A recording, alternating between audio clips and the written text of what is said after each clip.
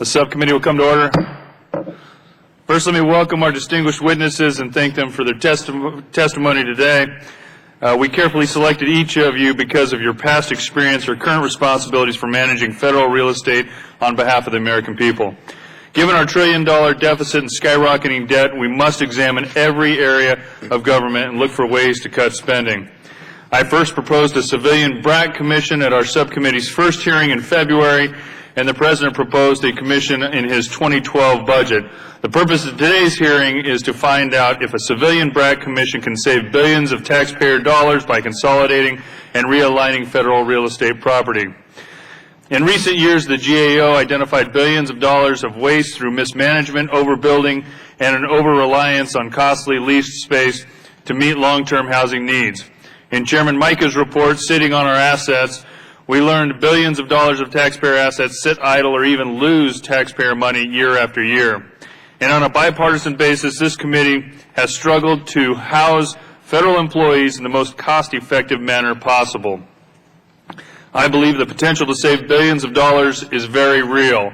The question is, can a civilian BRAC commission cut through the red tape and political turf battles to save taxpayers' money and do it quickly? For example, if all the commission achieves is a fire sale of worthless properties in one of the worst real estate markets in our lifetime, then we shouldn't expect to save much money at all. Fortunately, the administration recognizes this very same problem. I'm very pleased the President made federal real estate a national priority by including it in his State of the Union address and his budget. Given our discussions with OMB and GSA, I'm hopeful we can agree on the goals for a commission and work together to move a bill through Congress. To achieve $15 billion in savings, I believe the commission will have to focus on a few goals or principles to reform. The commission will need to first consolidate the footprint of federal real estate. Second, house more federal employees in less overall space. Third, reduce our reliance on costly lease space. Fourth, sell or redevelop high-value assets that are underutilized or too valuable for housing federal employees. And fifth, dispose of surplus property more quickly. I believe a commission that uses these 5 principles to guide its decisions can save the $15 billion we all believe is there. I'd like to elaborate on these principles so we can discuss them further during the question and answer period of the hearing.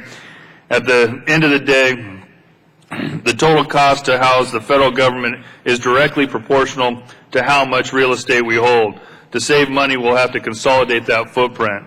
To consolidate, we must house more federal employees in less space. Fortunately, there are tremendous opportunities for savings in this area.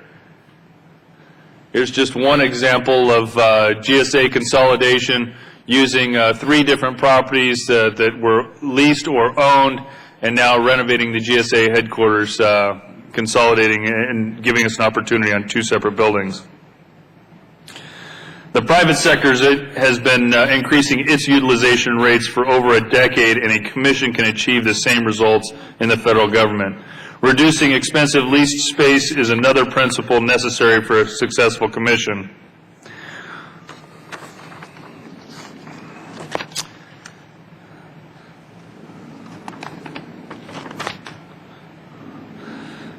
Go ahead and put up the second slide, please. Here's a second example. The Postal Service used a private developer to transfer a rundown money pit with a great location. This in turn gave $150 million in revenue and a fully renovated building without any taxpayer money.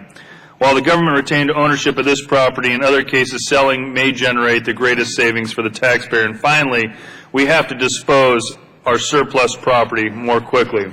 I believe these guiding principles should help inform the development of any legislative solution, and I look forward to discussing them with our witnesses. Again, I want to thank each of you for being here today. I'd now like to recognize Ranking Member Norton from the District of Columbia for 5 minutes to make any opening statements she may have.